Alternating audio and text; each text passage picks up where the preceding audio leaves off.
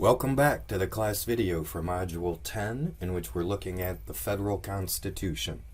In the first part of class, we tried to set the Federal Convention within historical context by looking at the politics of the post-revolution or Confederation period. In the second segment, we tackled Article 1 and Article 2, which lay out the first two branches, but the three essential institutions, that is the House of Representatives and the Senate for the legislative branch, and then the office of the President for the executive. We have one more branch to consider then in order to complete this sort of first level of analysis, this kind of two-dimensional analysis, if you will, and that's Article 3 with the judiciary. It's important to remember as we turn to the text that we're particularly interested in this branch because it's the branch that was nowhere represented in any of our earlier models. That is, the Aristotelian model did not include any particular reference to the judiciary, and of course Tom Paine and the revolutionary state constitutions didn't quite know how to treat the judiciary. One of the most conceptually significant developments of the Madisonian turn is the emergence of the judiciary as a fully co-equal third branch and the problems with democratic theory that presence represents. So let's turn now to the text and we'll try to see this anomaly, the way the constitutional framers dealt with this anomaly. All right, so Article 3, Section 1 gives us the basic framework of the judicial branch. It reads, "The judicial power of the United States shall be vested in one Supreme Court, and in such inferior courts as the Congress may from time to time ordain and establish. The judges both of the Supreme and inferior courts shall hold their offices during good behavior, and shall, at stated times, receive for their services a compensation which shall not be diminished during their continuance in office." Now, the first thing we notice about Section 1 is how different it is than the comparable descriptions in Article 1 and Article 2 for the House of Representatives, the Senate, and the President. In each of those instances, we got a description of the office and then immediately a description of how those people would be chosen or elected. Here we have a kind of presumption of the existence of judges and this weird description of their term of offices, that they can hold their offices during good behavior. Well, of course, the method for appointing Supreme Court judges or federal judges is actually described in Article 2, Section 2, Clause 2 on the left-hand column of 7 in the highlighted passage. These are describing the president's powers, and among those are that he shall nominate and by and with the advice and consent of the Senate shall appoint ambassadors, other public ministers and councils, judges of the Supreme Court, and all other officers of the United States.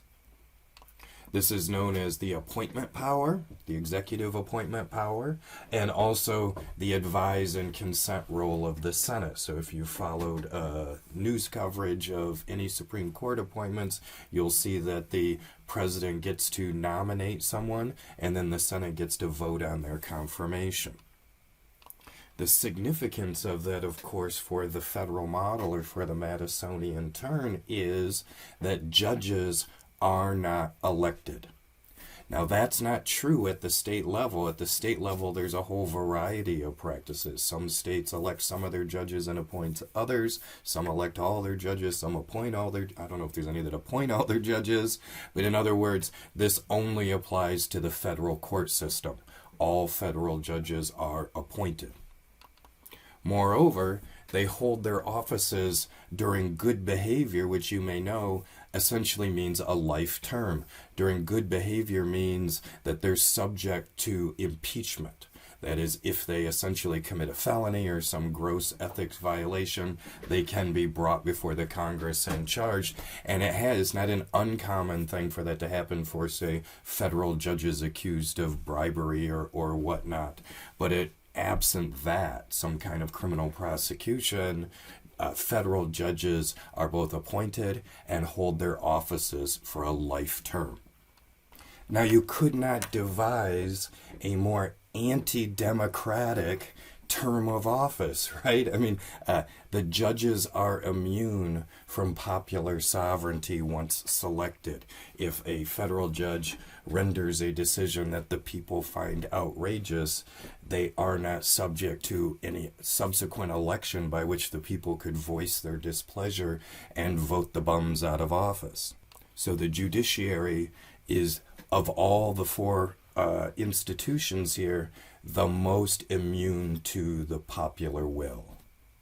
Now, the counterbalance to that is that of the three branches, it is clearly the one that is most subject to the authority and the supervision of the other two branches. First and foremost, that the president gets to nominate and the Senate gets to confirm, albeit those the two least democratic of the three institutions in Article 1 and Article 2, but they are wholly subject to the power of the president in their initial appointment, right? They have to be chosen by the president.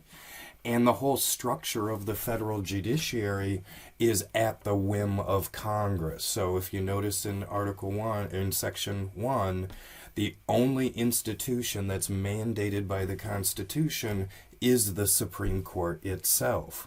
All the other federal courts, the layers of district and appellate courts that are in the federal court system, were created by Congress, and they can be revoked by Congress, and Congress imposes the rules on those courts in terms of what kind of evidence they can hear and what kind of laws that they have to consider when any particular case comes before them. They're subject to the legislation of Congress, even in their very existence. And even the mandate that there must be a Supreme Court does not include any mandate that the court has to exist of any particular number of members, right? You could theoretically have a Supreme Court with one justice on it. And in fact, we have had different numbers of justices on the court over the 230 years of American constitutional history. And you certainly have heard proposals in the news when one party or the other gets particularly mad at the Supreme Court. One of the things that the parties in Congress will do is threaten to add more members to the court in order to dilute the voting power of whatever group happens to be in the majority at the time. And that's a recurring cycle in American politics. The other way that the court is limited is in Article 3, Section 2, and the list of these jurisdictions that would appropriately become under the federal authority. Section 2, Clause 1 reads, "The judicial powers shall extend to all cases in law and equity arising under this Constitution, the laws of the United States, and treaties made or which shall be made under their authority, to all cases affecting," and then it gives a list of categories. This list here is comparable to the list of powers granted to Congress in Article 1, Section 8. That is to say, under the doctrine of delegated powers, Congress is only authorized to do things under one of these 17 headings. So too, the creation of this new federal judicial power is limited to only hearing cases that satisfy one of these criteria when the litigants hit one of these sets of categories. In 1787, when this Constitution is proposed, these would have been certainly the most important and kind of high profile or for the greatest stakes kinds of cases among the states, especially between citizens of the United States and citizens of a foreign country, would have been the biggest, most high profile politically controversial kinds of cases. But they also would have been a very small minority of all litigation going on within the states. By far the vast majority of both civil and criminal litigation would have been between residents of the same state. Interstate commerce just wasn't at that scale. Of course, as the United States economy grew and became more intertwined among the states, these categories would also balloon and greatly expand the authority of the federal judiciary, in particular the grant of jurisdictions for cases between citizens of different states. But in its original conception, this was a promise of restraint upon the kinds of cases that the federal courts would be allowed to hear. So the judicial branch is both the most anti-democratic, but also the most constricted and kind of hogtied in the things that it's permitted to do. It's the most subject to the other branches' oversight and narrowly confined in the jurisdictions that it's permitted to oversee the cases in. Finally, in considering the limitations of this proposed judicial power, it's just as we had with each of the other institutions, it's important to note the way how radically the role of the federal judiciary changes soon after the Constitution is ratified. If you recall with the House of Representatives, the combination of representatives and direct taxes, that conceptual relationship gets broken by the passage of the 17th Amendment and the adoption of the federal income tax. So too with the Senate, that critical component that the senators are chosen by the state legislatures. That conceptual relationship gets broken by the 16th Amendment and the a requirement of popular elections of senators. And so too we observed with the Electoral College, that as soon as we got political parties, the kind of logical processes that the framers assumed the Electoral College would produce were disrupted and changed. The whole logic of the institution was undermined. So too here with the federal judiciary. It's important to note the absence of the most important power that the Supreme Court and federal judiciary exercise today. The biggest power that the Supreme Court holds in our current constitutional system is the power to declare an act of Congress or an act passed by a state legislature to be unconstitutional, null, and void. We call that the power of judicial review. You may be generally familiar with the idea that if your constitutional rights are violated by a federal law, you can sue and you can appeal all the way up to the Supreme Court, and the Supreme Court might declare that law to be unconstitutional. It is kind of the atom bomb that the judiciary possesses, right? It's the most powerful weapon that it has to participate in the legislative and political process. That power is nowhere described here in Article 3.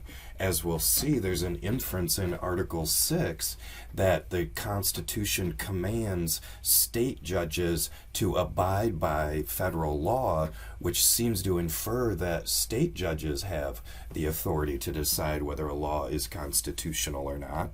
But nowhere is the most extreme power that the current federal judiciary exercises anywhere granted here in the Constitution.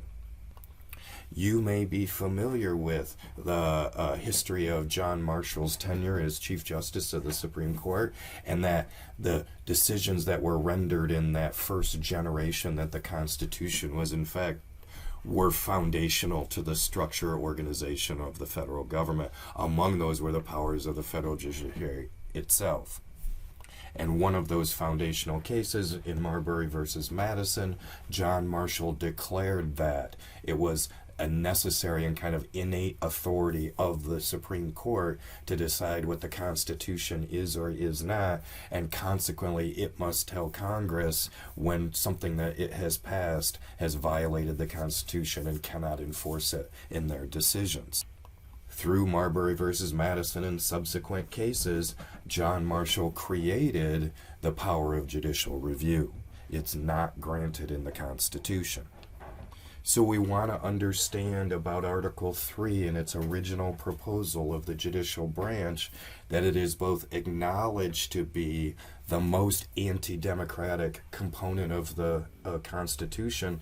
Perhaps necessarily so. If judges are going to be good judges, it's not clear that it would be best for them to be listening to the mob, chanting outside the window, hang 'em high, hang 'em high. I'm not sure if you're on trial that you necessarily want a judge that is popularly elected if you are not popular with the people, of course. Of course, there are contrary theories that are the basis for state judges being elected, that judges should have judgment consistent with the popular will. Nevertheless, although the judiciary is the most anti-democratic, it is also clearly the weakest in its original proposal. It's going to become vastly stronger over the course of American history, but not in its original proposal.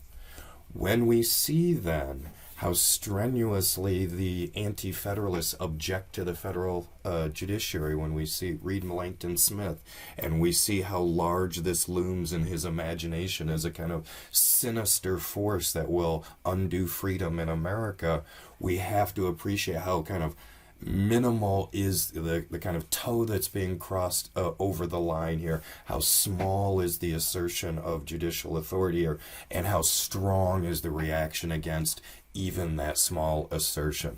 And that reaction back and forth is a measure of how anti-democratic perception is of the federal judiciary. All right, so let's return then to our illustration.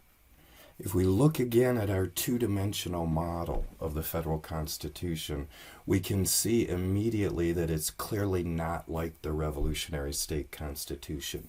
It's not organized around this binary opposition between a legislative power and executive power, where the executive is clearly made to be subordinate to the legislative power. It is clearly trying to create subdivisions within that model. At a superficial level, it appears to resemble this Aristotelian trilogy, the one, the few, and the many. It's also constructed on a tripartite division. But if we look for the conceptual principles that were the basis of the Aristotelian division, we find them all jumbled up here. There is a kind of identification of the rule of the one with the role of the executive here, and there's a clearly an enhancement of the authority of the role of the one, but there's nothing about this that is particularly monarchical, that is to say kingly. First, of course, in the 4-year term, the being subject to the selection of this weird amalgam electoral college, but most importantly, that virtually all of the powers of the executive are in some way contingent upon the cooperation of one of the other powers or branches of the government.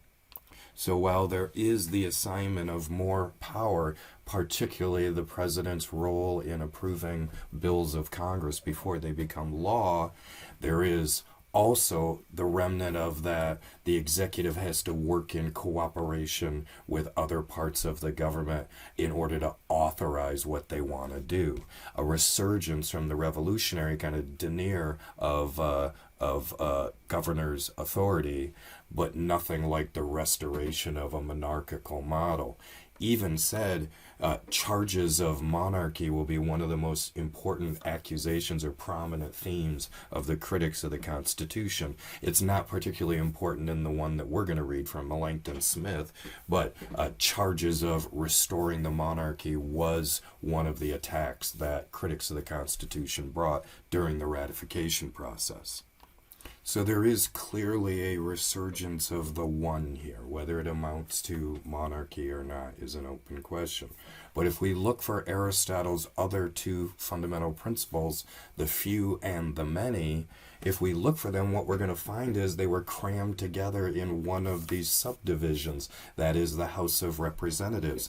The representation and direct taxes being apportioned according to the census is the combination of those two principles of personhood and property, which correspond to the many and the few. So while there is a kind of identification of Aristotle's one, there's a complete jumbling up of the few and the many, cramming them together into even one subdivision, and then the introduction of these other two principles. The basis of representation in the Senate, which is the kind of corporate charter that the federal Constitution represents, that the states already exist and have sovereign authority over their citizens, and it must be the states that are consenting to any new arrangement, which is embodied, of course, in each state getting an equal number of senators, no matter the size of their population or their contribution in taxation.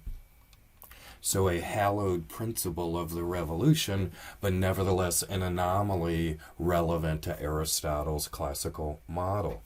And then we come finally to the judiciary, which is a brand new thing being introduced as a counterbalance to the other two parts. And we see in the in the details of its construction how limited it is in its original proposal and how subject to the power of the other branches. This, in sum, represents a radically new idea about the organization of constitutional principles. And yet, this is only the first level of analysis, sort of looking at it in two dimensions. To understand the remaining articles of the Constitution, we need to think about this as a three-dimensional model, that is, to understand the relationship among the states and between the federal government and the states. And those are the primary subjects of Article 4 and Article 6. So as we turn now to Article 4, what we're going to find is a list of rules about how the states have to interact with each other. So let's turn back to the text. Article 4 attempts to address the problem of what happens when the laws of different states conflict with each other. Remember, the states conceive of themselves as sovereign bodies. They are the equivalent of nations unto themselves. And inevitably, the laws of the states are going to differ. You can imagine something simple and mundane like the regulations to get a driver's license or, say, a trucker's license or something like that. Or you could think of something that's actually criminal like the sale of cannabis and our current state where it's completely legal in the state of Michigan, but very illegal just across the border in our neighboring states, Ohio and Indiana. Who resolves the conflict among those laws? Can it be the case that something that's perfectly legal on one side of the border can get you thrown in jail on the other side of the border? And isn't that a compromise of sovereignty of whichever state's laws have to submit? If you pass the test to get your trucker's license in the state of Michigan, but the requirements are different in the state of Ohio, should you be legal to drive on the roads of Ohio? And if so, then hasn't Ohio had to compromise its sovereignty and submit to the laws of Michigan? You can imagine endless numbers of ways every product that gets sold over state lines, if it's legal to produce in one jurisdiction, but the other jurisdiction in which it's sold want to have different kinds of requirements, say safety rules for medications, say, or fuel efficiency standards for automobiles, endless numbers of ways in which the laws of one state can come into conflict with the laws of another state. As long as the states are conceived of as sovereign entities, then there is no effective mechanism for mediating those disputes. If you recall in the Articles of Confederation, one of the most convoluted and complicated parts of that document was the description of that federal mediation process, where they were going to select jurors randomly by lot, right, and then have self-selection within that, and then hopefully a determination at the end. That convolution, the confusion of that description is evidence of the lack of central authority to umpire the disputes between the sovereign states. Article 4 of the federal Constitution attempts to remedy that problem, and it starts out and gives a broad sort of declaration of purpose in Section 1. Section 1 reads, "Full faith and credit shall be given in each state to the public acts, records, and judicial proceedings of every other state. And the Congress may, by general law, prescribe the manner in which such acts, recordings, and proceedings shall be proved, and the effect thereof." So this is the full faith and credit clause. And the key thing about that phrase is that full faith and credit is something less than the final clause, shall be approved and the effect thereof. In other words, the Constitution commands each state to give full faith and credit to the laws of every other state. It does not mandate that each state must obey the laws of every other state. So what does full faith and credit mean? The Supreme Court has decided over endless number of cases that it means something like Each state must accept the laws of every other state as valid, legitimate, sincere, authentic, that is, not fraudulent, not intentionally exploitative or attempting to undermine other states' sovereignty. Now, that's not the same thing as saying it should be superior to our own law. We just can't doubt the validity of it. So it's actually a very soft command. The muscle here, the real power here, is given to Congress, right? Congress is given the power to tell Ohio what it must do in regard to Michigan's laws and vice versa. Now, Congress doesn't have to act, of course, and that's what we're seeing with the current cannabis legislation, the example that we just used, but that is the source of a virtually endless number of federal pieces of legislation. It is precisely on things like creating federal standards for driver's license exams and establishing in law just how much latitude each state has to vary from the federal standard in order to resolve conflicts like you got your driver's license in Michigan, but the rules are different than Ohio. Why should Ohio have to recognize the legitimacy of your license? Because the examples of those kinds of conflicts are virtually endless and have become exponentially greater as the American economy has grown over 230 years. Much of federal legislation consists of directing each state what it must do in observance of other states' laws. So the kind of trick to understanding the full faith and credit clause is to understand this kind of ironical juxtaposition. The first line appears to give a kind of soft advice or plea to each state. Please give full faith and credit. But in fact, the muscle is right behind it. And it's a very substantial compromise upon state sovereignty. The federal Constitution concedes to Congress the power to direct each state how it must behave in reference to other states, let alone to Congress itself. Section 2 articulates two of those examples or principles, and in other words, does not leave it up to the discretion of Congress about what kinds of rules. In Section 2, Clause 2 and 3, the extradition clause directs every state must turn over anyone who is charged with a crime in another state. They must extradite.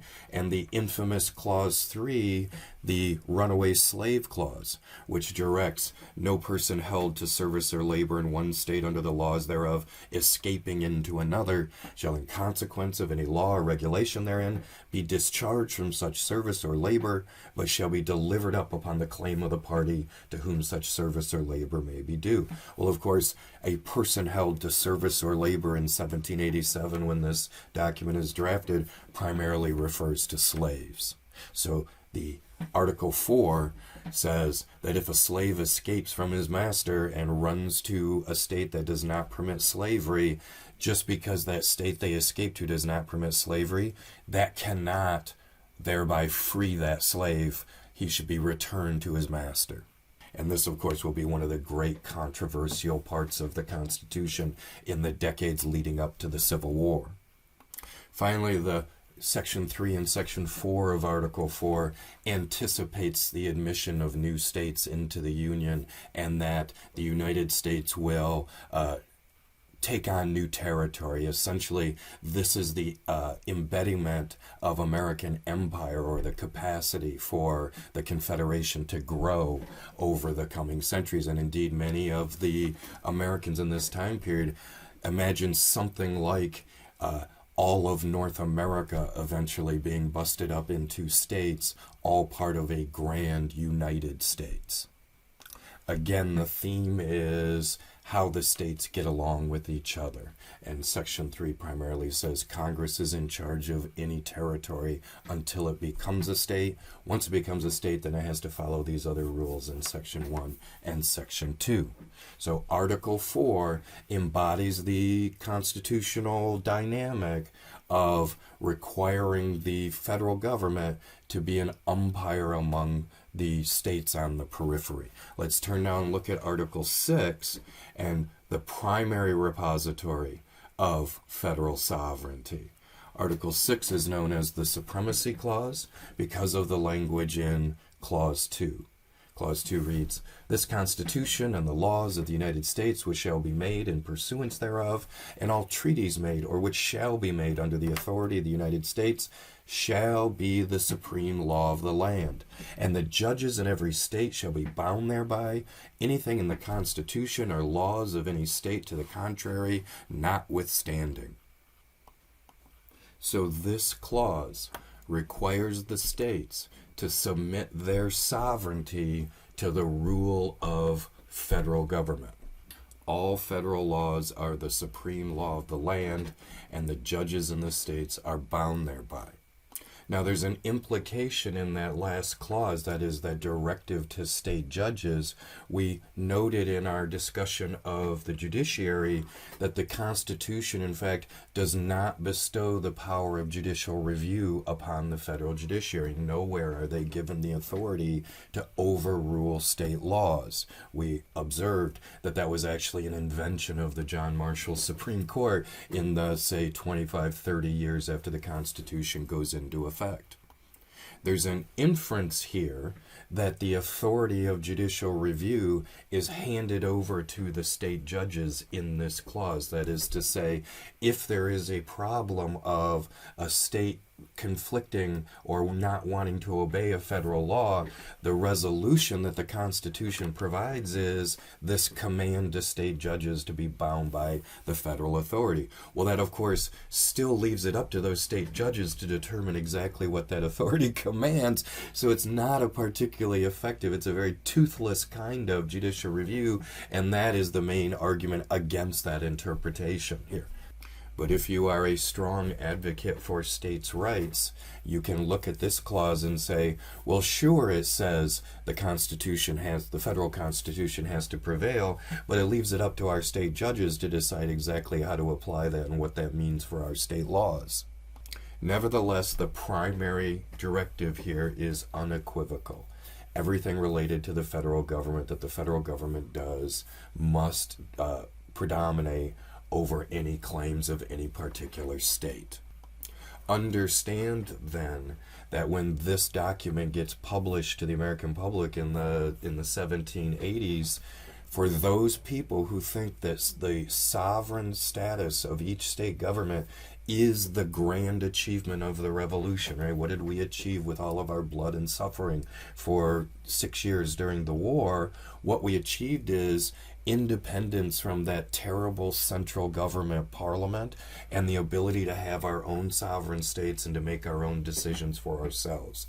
If you think that that was the great achievement of the revolution, then this is the clearest, most explicit statement that the advocates for this new federal government are counter-revolutionaries, right? That they are undermining, that they are corroding what was the principal triumph of all of our blood and sacrifice in the 1770s. From that point of view, this clause creates a new version of Parliament, right? Parliament in a different costume, but the same fundamental sovereign powers. What they're claiming here is exactly the thing that we went to war to not have to submit to back in 1776. Okay, so let's look one more time at our illustration to summarize. We're now in a position to understand just how much more dynamic and complex the Madisonian model is than the Aristotelian model or either of the conceptual models we saw in the revolutionary state constitutions.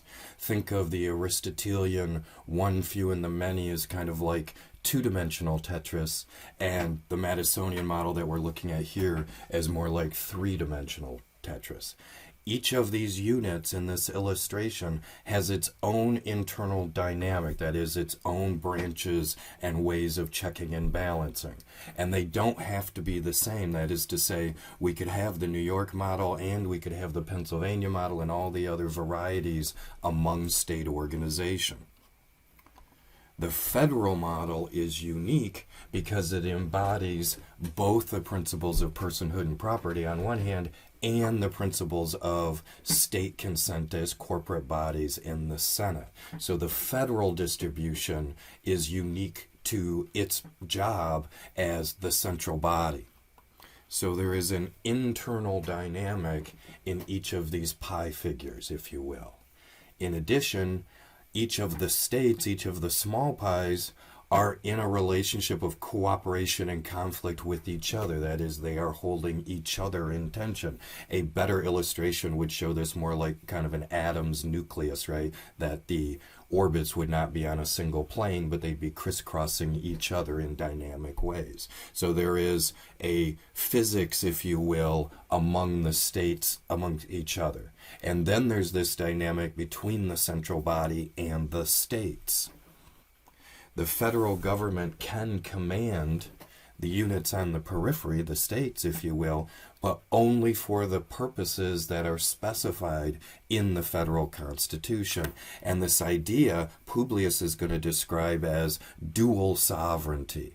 Both the federal government is sovereign and the states are sovereign in their separate spheres of action. And that metaphor of the sphere and of the solar system and of the planets rotating the sun is going to be a central image all throughout the Federalist essays, but certainly the two that we're going to read. This multivalence, that is, these multiple kind of relationships of gravity that are holding everything in place, Publius is going to describe as the compound republic in Federalist 51. Now, if you recall Rousseau's discussion of the sovereign, he claimed that the sovereign was inalienable and indivisible. And if you recall Thomas Paine's description of the natural government that emerges out of the state of nature, sovereignty always resides in that simple parliament where every man has a natural right to vote. So this doctrine of dual sovereignty is very controversial. That is to say, it's one of the pieces of evidence for those people who hold to the values of the revolution that Madison and this gang are fundamentally counter-revolutionaries, that they're reimposing a monarchy on the nation, and we'll see that that's a central object of debate when we get to the final readings of the semester. It will be important to when we get to those final readings and the debate over the Constitution for us to keep in mind that the debate is about the original 7 articles. That is to say, the Bill of Rights, the first 10 amendments, are not part of the ratification process, if you will. They are the concessions that were made as a result of the ratification process. And we'll come to that when we talk about the historical context for the ratification debates. But because it will be inconvenient for us to come back to the Constitution at that point in the Bill of Rights, let's go ahead and look at the Bill of Rights here in Module 10 so we can say we did a complete discussion of the federal Constitution. So let's look one more time at the text and look briefly at the first 10 amendments to the Constitution. Okay, the best way to understand the conceptual problem posed by adding a Bill of Rights to the Constitution is to understand why James Madison, the primary author of the Bill of Rights, did not want a Bill of Rights and thought it was a bad idea. The proposal to add a Bill of Rights came up several times during the Constitutional Convention, and every time Madison was opposed. But indeed, when the first Congress met after the Constitution went into effect, Madison led the committee to draft the first draft of the amendments and led the debate in Congress, sort of shaping its final wording. Why would Madison not want a Bill of Rights on the Constitution? To understand that, we need to go back to our distinction we made in Module 8 and when we looked at the New York and Pennsylvania constitutions between chartered rights and embedded rights, right? And we talked about this conceptual dilemma. Chartered rights appear to make a grand declaration on behalf of all citizens' rights. They appear to make them stronger by declaring them and making them explicit. But they also contain this interpretive inference. If you give me a list of 10 rights and say that these are the rights that I cannot violate, does that imply that any other rights I can violate? That is to say, once you list them, you make them finite. And what Madison far preferred was the inference that every citizen retains all conceivable rights, and the only ways in which they would be abridged is through the powers granted to the government. So the interpretive inference is, if there's any question or dispute, the dispute is resolved on the side of citizens retain that right. And you express that in constitutional language, not by making a broad list of citizens' rights, but instead by describing limitations on government power in reference to each institution or office as it comes up. And that idea is the idea of embedded rights. What embedded rights do is preserve the infinite reserve of rights that we haven't thought of yet and want to describe. We leave that in the citizens' possessions that way.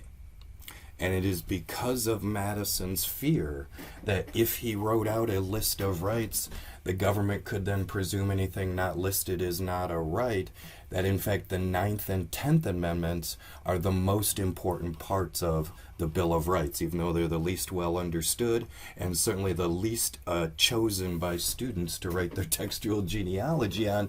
But what the 9th and 10th Amendments do at the end of the Bill of Rights is give a set of commands for how to interpret all the other bills, all the other rights listed in the first 8 and indeed in the rest of the Constitution.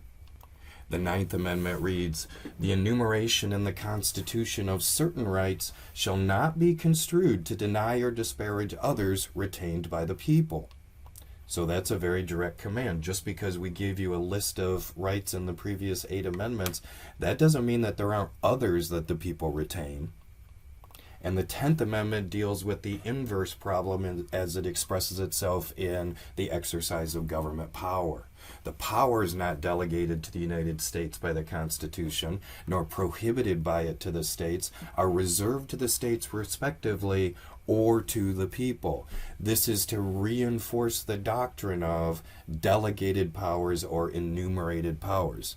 The federal government only has those certain limited things that are spelled out in here for it to do.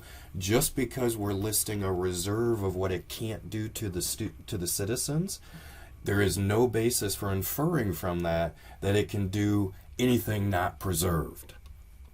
So in the 9th and 10th Amendments, Madison is emphatically warning against the bad interpretation of chartered rights, and he can be reasonably frustrated in having to do that because the convention did include a kind of Bill of Rights in Article 1 in sections 9 and 10, if we roll back up there.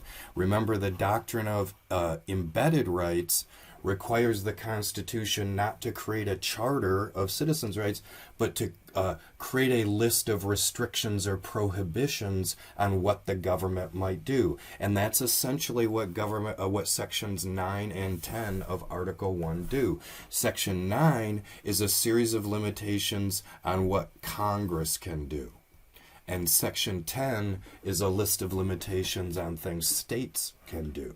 In Madison's mind, and in at least the majority in the Constitutional Convention who finally voted on this final language, though again it was a controversial issue within the Constitutional Convention, but in the opinion of the convention and its final product, this is effectively, these two sections are the Bill of Rights that were offered by the original draft of the Constitution. We will see that Melancton Smith will acknowledge as much. He says that Section 9 and 10 amount to a sort of Bill of Rights, but the division in public opinion between chartered rights and embedded rights demand some kind of public declaration. That is to say, it's a concession to that Pennsylvania model, that most radically egalitarian model from the Revolutionary period. And as we'll see, that's essentially the bargain chip of the ratification debates. A formal Bill of Rights is the primary thing that is conceded to the opponents of the Constitution in order to achieve their votes to ratify the Constitution. We'll come to that when we get to the historical context. Now, if we come back to Amendments 1 through 8 and we look at the content of them, we can divide them into kind of 3 easy categories and talk about the broad themes of each. The First Amendment is sort of in a category of its own. It's cult classic, if you will, of the Bill of Rights. It's the one that everybody knows. We think of it broadly as the freedoms of conscience because it expresses this fundamental right to express yourself in a number of different modes. That is through speech or religion or press or to assemble or to petition. All of those relate to your sort of fundamental right to have your own reason, if you will, to reach your own conclusions and to express your conclusions. At the same time, it's really distinct among the Bill of Rights in how narrow the protection it provides. Pay careful attention to the wording. The First Amendment promises Congress shall make no law respecting these things or prohibiting or abridging these things. So the First Amendment does not bestow a freedom of speech or a freedom of religion upon anybody, right? What it does is bar Congress from doing anything and messing with any individual's freedom of speech, religion, press, assembly, etc. That is, it's a negative right. It's a promise of a barrier from someone messing with your business. But it is not a bestowal of an autonomy or an agency, and that comes up in current events that you may be familiar with. We've all heard stories of different social media platforms banning controversial figures, Twitter and Facebook and Instagram and whatnot. If Facebook bans you because you have controversial opinions, have you had your First Amendment rights violated? The First Amendment only promises that Congress shall not mess with your First Amendment rights. It leaves other people at perfect freedom to mess with your First Amendment rights and deny you the ability to speak. So it's very important to notice the difference between that wording and the wording of virtually all the rights to follow. And we can see that in sort of the next grouping of amendments. The Second and Third Amendments are commonly grouped together around this common theme of militias, guns, and soldiers, right? And the sanctity of owning both the security of your own home, that is the ability to keep soldiers out of it, and also the right to protect your home through the right to bear arms. But the language here is very different. It's broader and, if you will, be more aspirational. They promise that a well-regulated militia being necessary to the security of a free state, the right of the people shall not be infringed.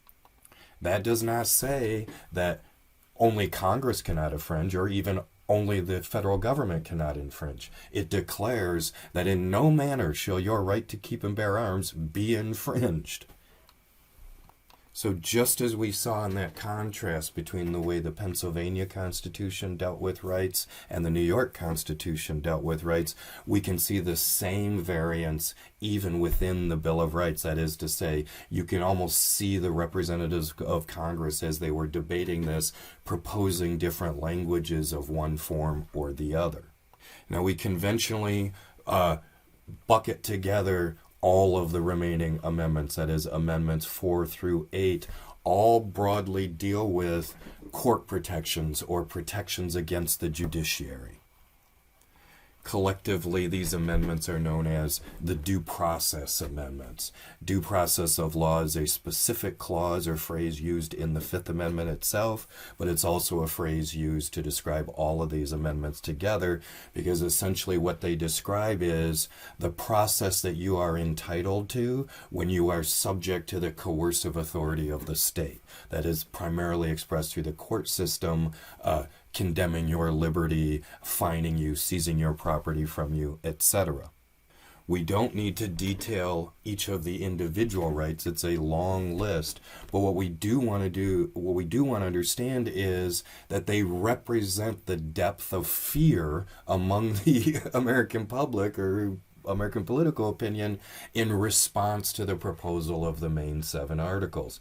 That is to say, if you look at the Bill of Rights in total, and instead of just going 1 through 10, you actually add up all the individual rights listed, by far the majority of the whole Bill of Rights are protections against court systems, right? Against specifically the federal courts. That is the best evidence that the scariest thing about the proposal of the new Constitution was the rise of the judiciary to an equal and independent branch. That is the thing conceptually that is most radically new about the Madisonian model. That's the thing nobody has seen before. And as we'll see when we get to Melancton Smith is terrified that the federal court system will become a tyrannical force, seizing citizens' property and acting as an adjunct of a tyrannical executive and legislature.